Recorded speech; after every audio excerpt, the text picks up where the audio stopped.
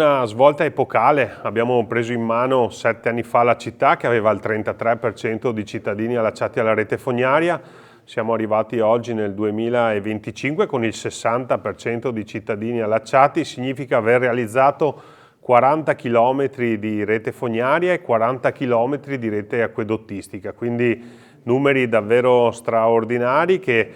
certificano e confermano una scelta politica che è quella di dare dignità a una città e soprattutto di avere a cuore un impatto ambientale che una rete fognaria adeguata può avere. Quindi grande soddisfazione, ricordo che non è stato abbattuto nemmeno un albero per realizzare la rete fognaria e stiamo anche abbattendo drasticamente la dispersione idraulica del nostro territorio. Andiamo avanti ancora con gli investimenti perché arriveremo entro fine mandato, quindi nel 2028, con l'80% di cittadini allacciati alla rete fognaria, che credo che sia qualcosa di davvero importante per chi verrà dopo di noi e soprattutto per le future generazioni. Come vedete da questo tabellone, la società ATS ha investito circa 16,8 milioni di euro nel comune di Treviso per 15 km di rete acquedottistica e rete fognaria e 13.000 abitanti equivalenti allacciati. In sintesi, i due lavori principali che abbiamo fatto nel comune di Treviso è il quartiere San Liberale,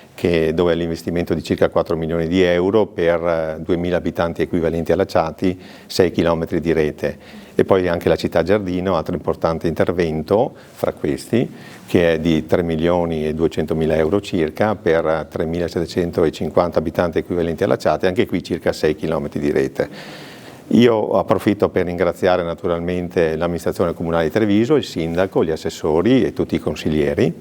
per la collaborazione fattiva, perché lavori di questo tipo naturalmente vanno fatti in sinergia col comune. Ringrazio anche tutto lo staff di ATS, a partire dal direttore Pierpaolo Florian, ai dirigenti e agli stessi operai che lavorano in strada, e ringrazio anche i cittadini perché in questo periodo hanno inevitabilmente dovuto sopportare qualche disagio che lavori di questo tipo purtroppo si creano. Cercheremo di attenuare il più possibile questi disagi, cercando di chiudere questi lavori come più o meno sono previsti all'80% entro la fine di quest'anno.